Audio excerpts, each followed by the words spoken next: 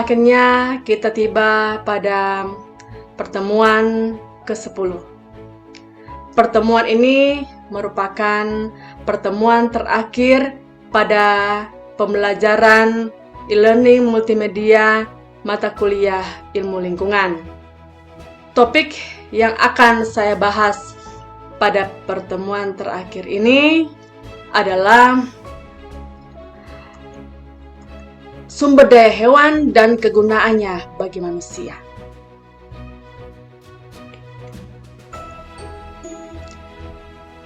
Sumber daya hewan dalam pengertiannya menurut beberapa sumber adalah merupakan segala sesuatu yang dihasilkan oleh hewan dan dapat bermanfaat bagi manusia. Sumber daya hewan dapat diperbaharui melalui kegiatan peternakan, pelestarian, perikanan, dan lain-lain. Ya.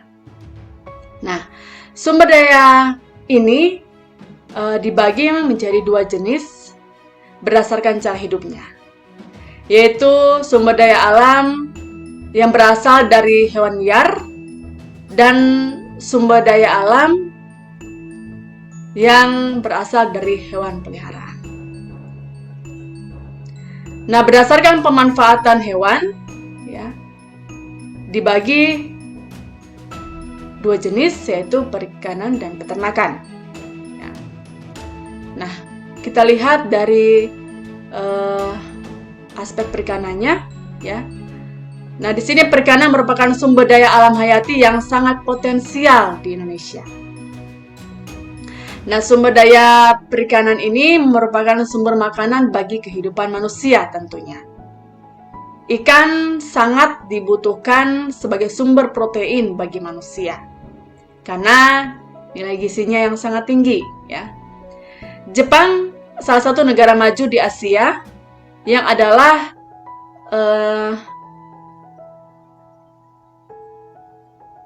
memiliki tingkat konsumsi yang sangat tinggi akan ikan, ya, terutama ikan laut.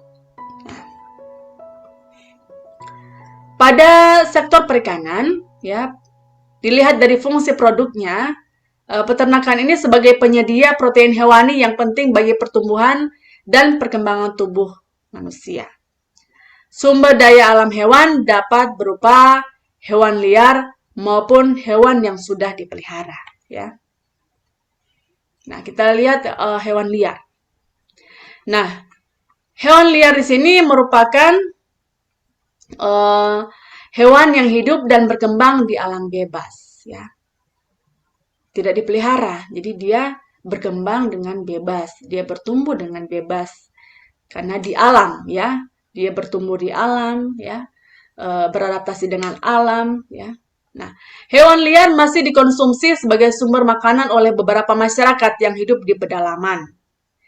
Hewan liar ini seringkali dimanfaatkan sebagai bahan untuk membuat tas, sepatu, kerajinan, dan lain sebagainya, ya.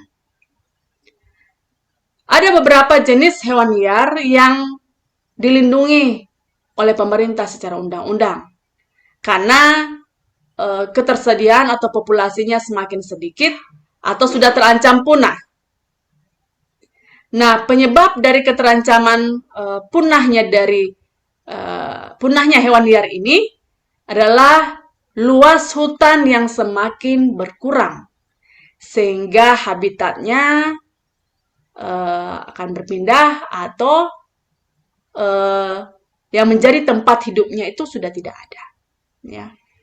Banyak hutan yang dikonversi menjadi perkebunan kelapa sawit, kegiatan industri, dan pertambangan. Inilah yang menyebabkan hewan liar tadi, ya, itu tempat hidupnya akan berpindah, ya, dari satu tempat ke tempat yang lain yang memiliki tempat dia bisa beradaptasi, dia bisa berkembang, ya, di tempat itu, ya. Kalau hutan tidak ada lagi, maka ini akan menyebabkan keterancaman, ya, bagi hewan liar tersebut.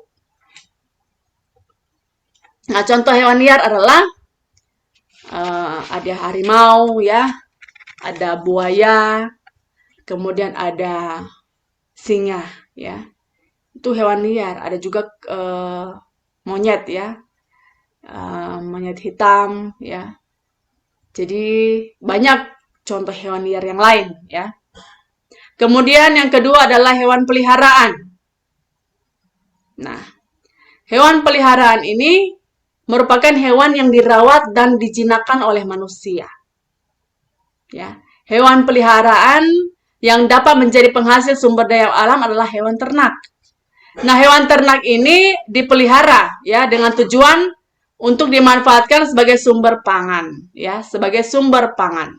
Nah, jadi kalau sumber pangan itu contohnya adalah ayam, ya, sapi, karena diproduksi dalam jumlah yang banyak, ya, dan untuk apa? Untuk dikonsumsi manusia, ya. Ada juga hewan peliharaan lain seperti anjing, kucing, tapi beda fungsinya ya, karena hewan peliharaan ada yang dikonsumsi, ada yang tidak ya. Kemudian kegunaan sumber daya hewan bagi lingkungan ya dan manusia adalah yang pertama sebagai penghasil bahan pangan. Ya, sebagai bahan penghasil pangan, daging hewan merupakan sumber protein yang tinggi dan sangat baik bagi manusia. Ya. Selain itu, hasil dari produksi hewan ini dapat dimanfaatkan sebagai sumber pangan seperti susu dan madu. Ya, sangat dibutuhkan untuk memenuhi kebutuhan gizi dari manusia. Ya. Nah, kemudian yang kedua adalah sebagai alat transportasi. Nah, sebagai alat transportasi ya bagi manusia, hewan ini sangat berfungsi ya. Hewan peliharaan ini sangat berfungsi tentunya ya. Contohnya adalah kuda atau sapi dimanfaatkan sebagai pengangkut barang atau sebagai tunggangan ya. Nah, ini kegunaan ya. Jadi sumber daya hewan ini memiliki kegunaan bagi manusia.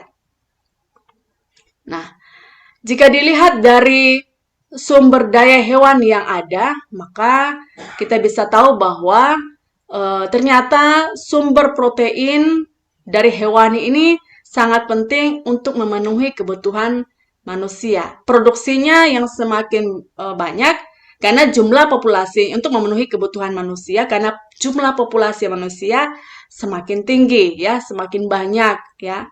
Jadi sumber daya hewani ini tetap selalu ada, selalu tersedia ya. Tersedia dalam rangka memenuhi sumber protein ya. Karena ini merupakan sumber protein yang sangat baik bagi manusia. Nah, jika dilihat dari transportasi, maka kalau sekarang ini banyak menggunakan transportasi yang cepat ya, dan menggunakan mesin. Tetapi ada di pedesaan ya, pedesaan ya, itu masih menggunakan alat transportasi yang dari hewani, misalnya kuda atau sapi ya, untuk mengangkut barang atau mengangkut hasil-hasil pertanian ya. Itu masih ada hingga saat ini ya. Jadi kalau kita lihat bahwa um, sumber daya hewan ini sangat bermanfaat. Nah, bermanfaat bagi manusia, bahkan memberikan nilai positif bagi lingkungan sekitarnya. Nah, kalau kita ingin memenuhi untuk memenuhi kebutuhan hidup ini, hidup manusia, maka sumber daya hewan ini tetap ada. Jadi kalau dilihat produksinya ya, kalau di pasar ya, jadi kita melihat bahwa masih ada sapi dijual ya. Jadi ada daging sapi, ada daging ayam ya, masih tersedia di pasar ya. Karena ini merupakan kebutuhan hidup atau kebutuhan protein yang baik bagi manusia.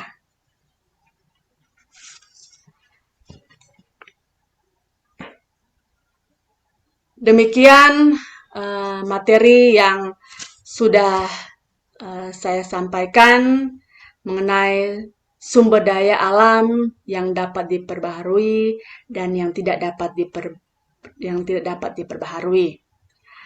Pertemuan ini merupakan pertemuan terakhir dari serangkaian video yang sudah saya jabarkan mulai dari pertemuan pertama sampai pertemuan yang ke-10.